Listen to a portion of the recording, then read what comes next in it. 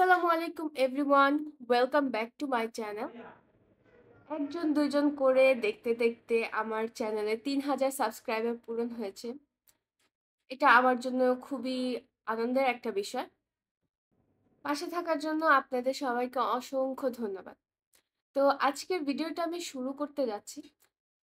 আজকের ভিডিওটা একটু অন্যরকম। আজকে আমি ছোট্ট একটা ওয়ালমেট বানাবো। আর এইখানে আপনারা যে কালারের ক্লে দেখতে পাচ্ছেন, এটা আমার মেয়ের স্পেশাল বানানো ক্লে। আমি যখনই ক্লের কোনো কিছু বানাই তখনই হচ্ছে সে সবসময় আমার সাথে বসে বসে কিছু বানানোর ট্রাই করে, কিন্তু সে তো কিছু বানাতে পারে না। সে হচ্ছে সব কালার মিক্স করে একটা বল বানায় রাখে। তো ওর খেলা শেষ হওয়ার পরে আমি হচ্ছে সেই ক্লে গুলোকে আবার স্টোর করে রাখি, কারণ এতগুলো ক্লে নষ্ট করতে আমার ইচ্ছে করে না।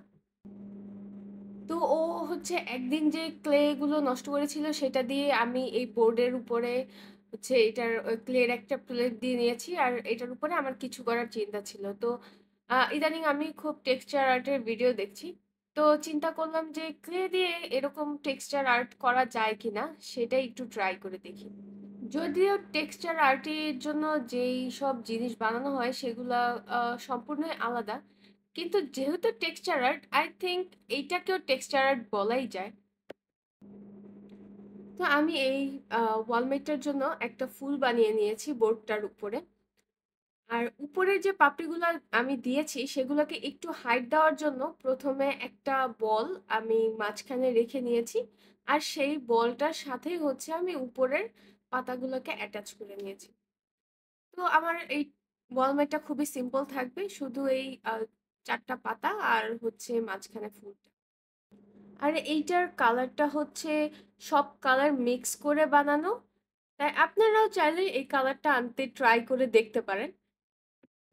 আর এটার সাথে মানানসই করার জন্য হচ্ছে আমি পাতার কালারটা একটু ডার্ক রেখেছি। তো আমার ফুলটা বানানো হয়ে গেলে আমি এটাকে খুব ভালো মতন শুকাতে দেব। তো এটা ভালো মতন শুকিয়ে গেলে আমি এটার উপরে গোল্ডেন কালার করে নিব, আর যেটা কিনা এটাকে খুব একটা মেটালিক টাইপের লুক দিবে।